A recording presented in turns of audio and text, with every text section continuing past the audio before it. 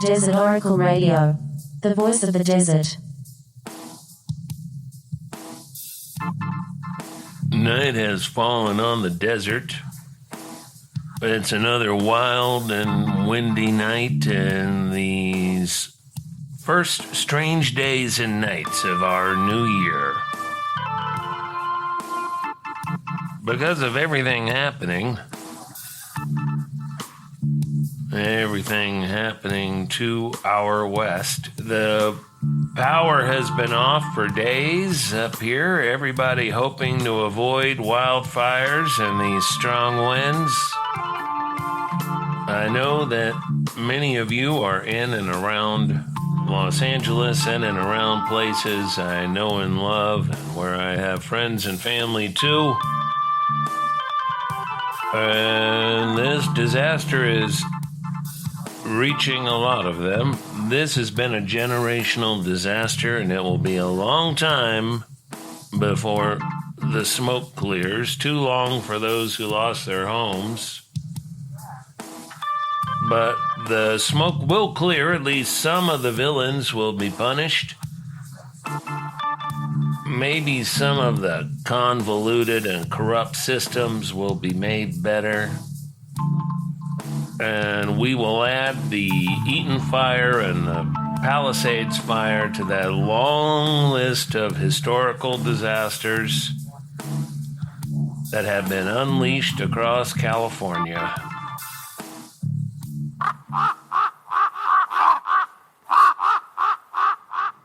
Desert Oracle Radio.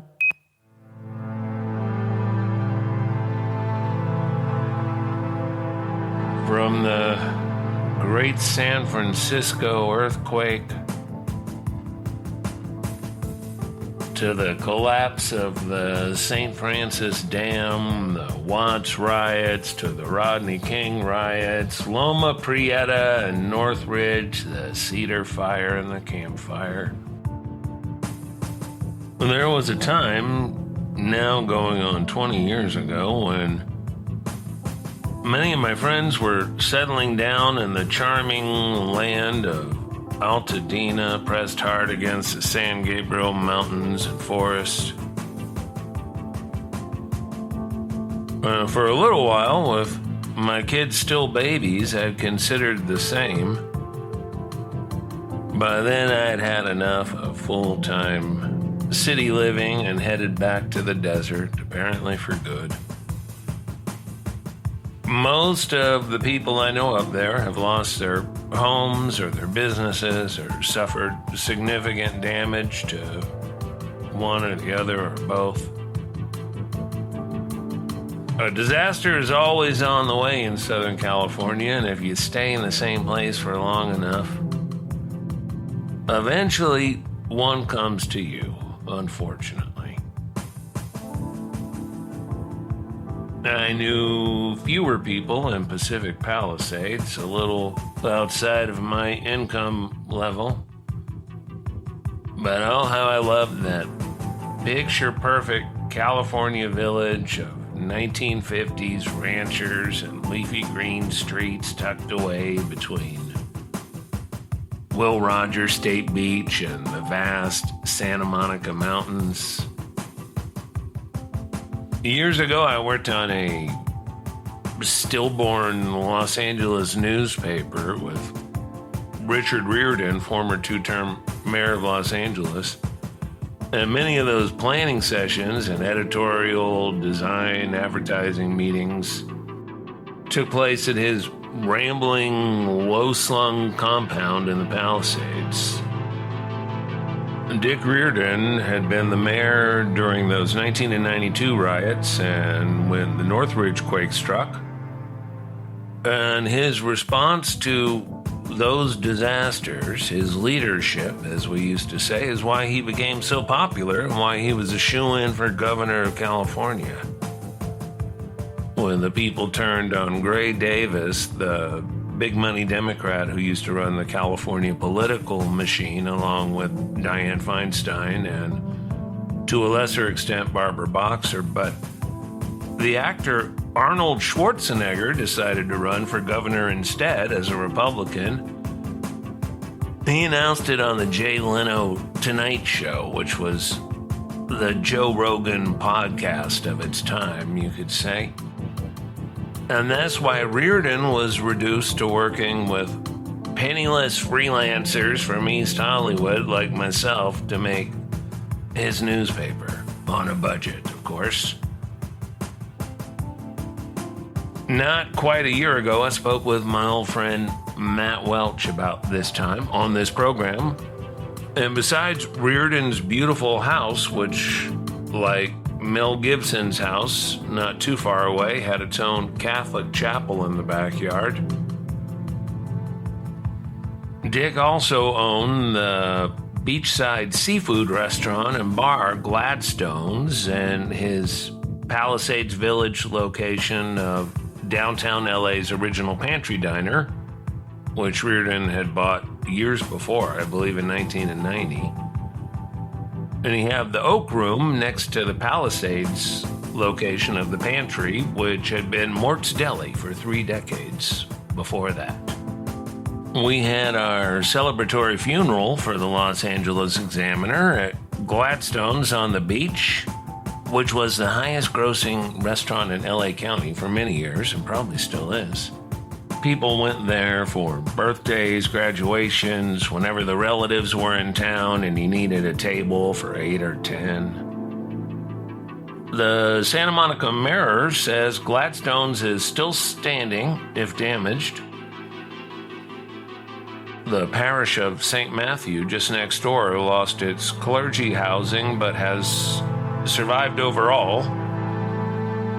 Things change, sometimes very quickly. And that's why we have the phrase winds of change, very literal in this case. I remember thinking during those times when I was briefly welcomed into that world of the Palisades, how money doesn't change all that much in life once you've covered the essentials, but it sure seemed to keep that place preserved in amber. Most houses were exactly what you'd expect from the California of the 1950s or 60s.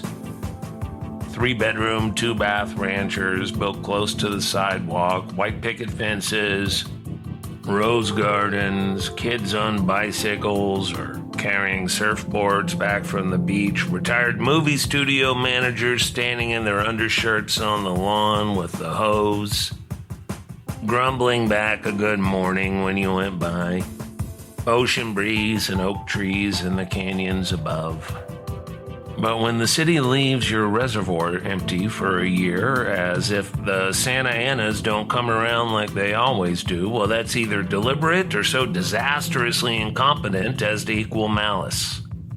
When the brush and weeds aren't cleared despite the endless millions and billions in taxpayer dollars supposedly spent on such routine maintenance, when there's a miles-long line of broken-down motorhomes and RVs on PCH with people that nobody will do anything about, and there are mentally ill people lighting fires in the dumpsters and wood piles, and canyons and apartment courtyards, when the people in charge are angry at you for suffering, for being betrayed, well, there's a reason 250,000 Californians pack up a moving van every year and head for more welcoming places. As the rebuilding of 10,000 homes drags out over the next 2 or 3 or 5 years, many more people will leave.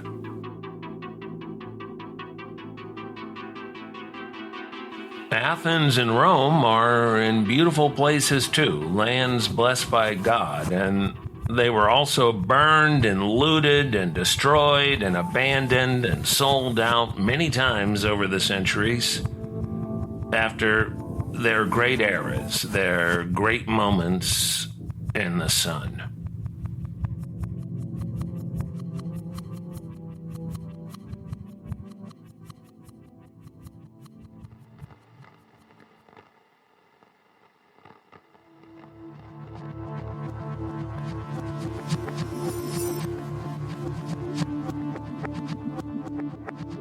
On the telephone with us tonight, we have Herbie Benham, A persistent mystery to those of us who live up here or come up here pretty often was the guy trying to sell some kind of RV satellite dish. You know what I'm talking about? Oh, I sure do. That guy was there at least 16 months in a row. He was usually on the corner of Pioneer Town Road and Yucca Trail, sort of right there behind Frontier. Like if you hang a left off of the 62 and you were headed up to Pappy's, he'd be right there on that corner. And it was a small satellite dish for sale. He was driving like an old 90s beat up Dodge, some kind of SUV, and older gentleman. And it just a sign that said satellite dish for sale.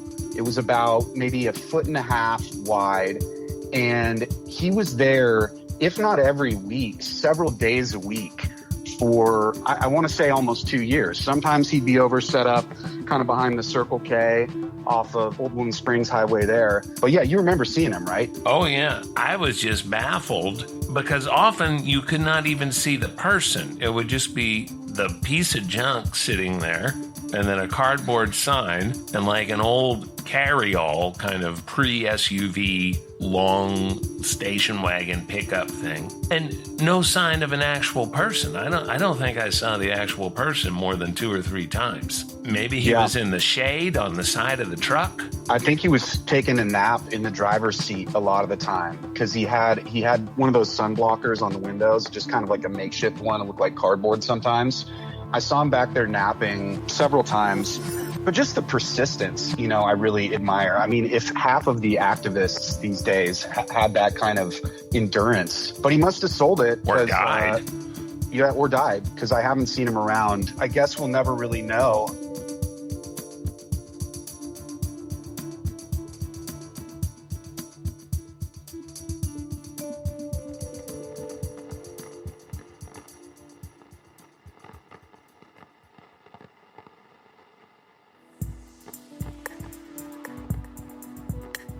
This episode of Desert Oracle Radio was going to mostly be about some generally good news, but as the announcement of that news heralded the beginning of the catastrophe, well, it's still good news for the lovers of open space and desert wilderness. The outgoing presidential administration has designated 620,000 acres of harsh desert wilderness south and east of Joshua Tree National Park as the new Chuckwalla National Monument. This is the massive chunk of the Colorado desert that starts at the Mecca Hills Wilderness just east of Coachella and Thermal and runs roughly along and below I-10 nearly to the Colorado River. That's why the California desert south of the Mojave is called the Colorado Desert, because it's the section of the Sonoran Desert, the one in southern Arizona, and northern Sonora State in Mexico, that's west of the Colorado River in southeast California. You got it? It's sort of confusing, which is why you rarely hear Colorado Desert when people are talking about the hot, dry, low desert east of Palm Springs. It could use a new name if we are renaming things. Maybe we'll just call it the Chuckwalla Desert.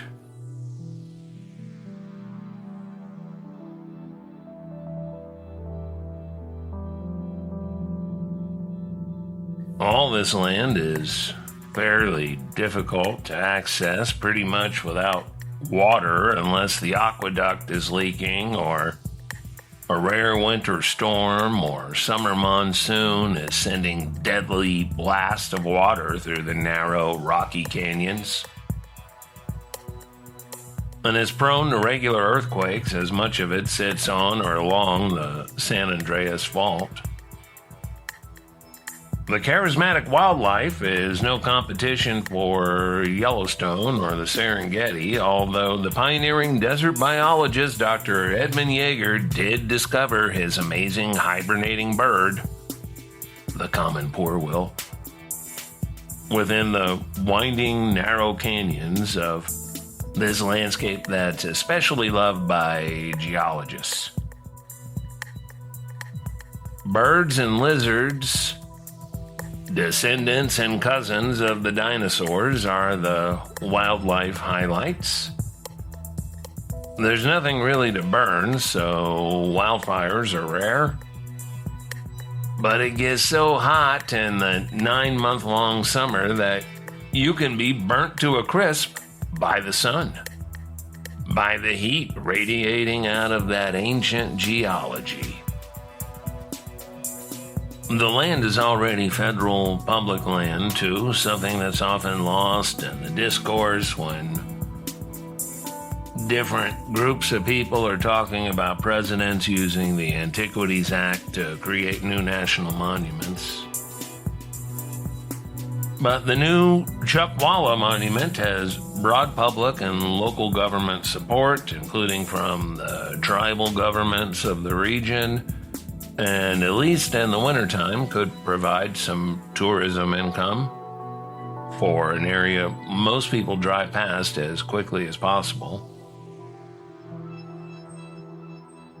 As often happens with these monument and National Park Service boundaries, especially in the 21st century, a substantial chunk was cut out of the map proposed by the Land Conservation Lobby to accommodate the industrial solar interest. So 40,000 acres alongside the interstate will be saved for massive outdoor electricity factories, all of which will be nothing but industrial waste in a generation or so. Then again, 620,000 acres of your federal public lands escape that fate. Who knows? This time around, the people fighting industrial solar corporate welfare, which is responsible for these monstrosities built atop destroyed desert wilderness, may have an unlikely ally, because the president-elect was the only one to mention the industrial solar farms over the desert during the entire 2024 presidential campaign. And apparently he doesn't like them any more than Basin and Range Watch or any of us desert long-termers and old-timers who don't believe in the destructive solar public land scam.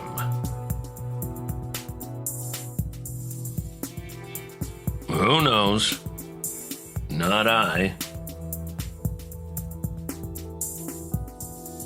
Either way, a protracted battle like the one over Bears Ears National Monument in southern Utah 8 years ago is unlikely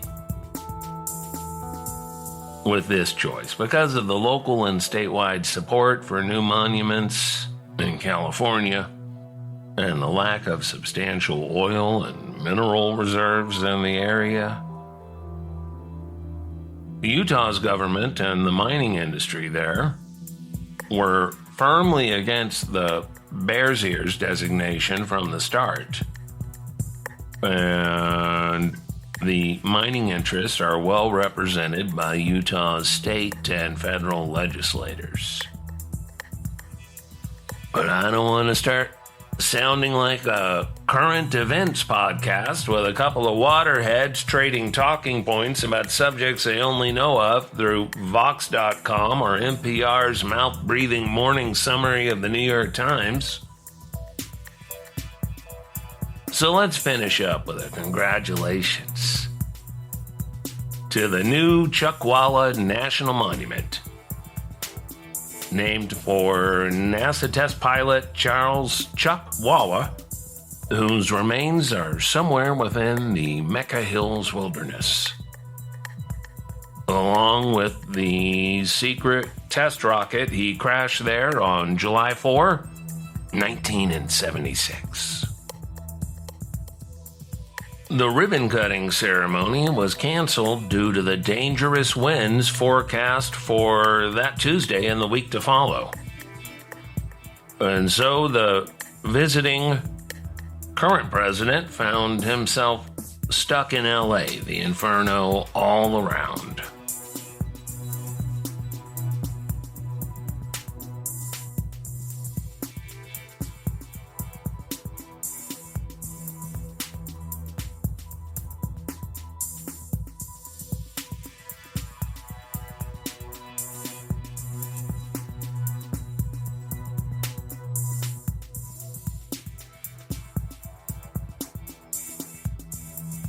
Soundscapes on this program by RedBlueBlackSilver.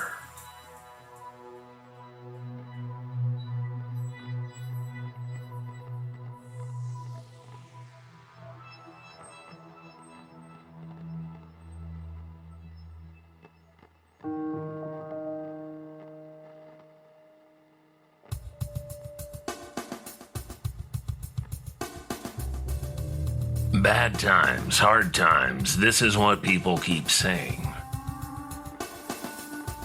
But let us live well and time shall be good. We are the times.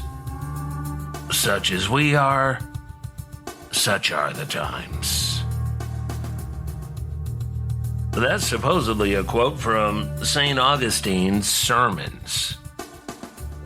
You see it everywhere, priests are fond of it, and good luck finding the actual source. It's not in Sermon 80, in case you are wondering if the intelligent assistant on your phone was of any help. It's probably a pull quote summary of a longer section translated and retranslated so many times that nobody can find the Latin original anymore. Or maybe it's just another Lord of the Rings quote, misattributed to Martin Luther King as usual in our Tower of Babel times. The sort of internet quotes that become ubiquitous are usually wrong, invented, with hardly any connection to the supposed author, the source material. There's one I regularly see attributed to Hunter S. Thompson that I recognize from 1980s local diners. Back then, it was just one of those mystery quotes.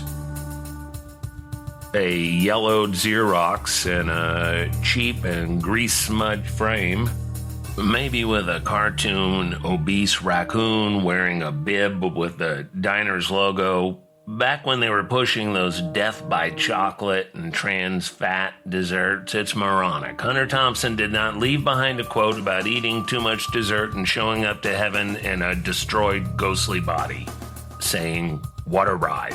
Did not happen. Internet quotes are hard to disprove because it's much simpler to cite a reference for something that exists than to disprove St. Augustine ever preached a sermon called "So It Goes" or whatever. Did the Buddha know one weird trick for sexual health? Did St. Patrick really encourage protein maxing? You can probably go back to Patrick's few historically accepted surviving writings and find some rough Latin phrase that could theoretically refer to protein. He does write about milk and cows pretty often in those surviving texts. We are in the last days of ever being able to verify anything at all unless we are in the humidity-controlled archives with the documents themselves. Every week, physical libraries throw out more books, real books with pages and indexes and references and forwards by the Dean of Christ College or Winston Churchill. Books that would last thousands of years if they're not burned for green energy, composted to meet the new garbage laws, or burned by the urban wildfires that took out a number of public, school, and private libraries just in this past week's infernos. The Getty Villa and its 44,000 treasures of the ancient world have, so far at least, survived the destruction all around it.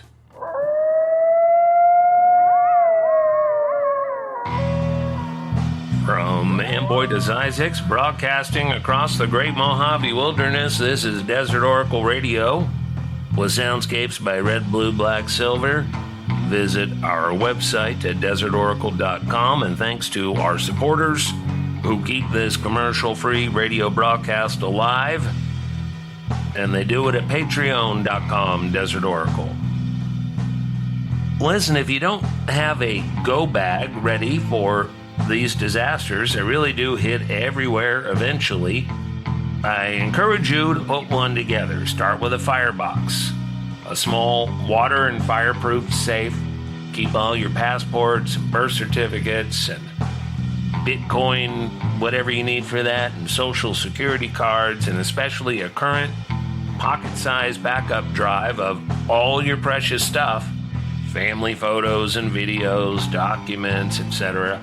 Put this in a duffel bag somewhere safe and easy to find, along with the usual kit of flashlight, first aid kit, emergency food, emergency blanket, a solar hand-crank portable radio, some bottled water, a change of clothes for whoever's in the house, some phone chargers, etc.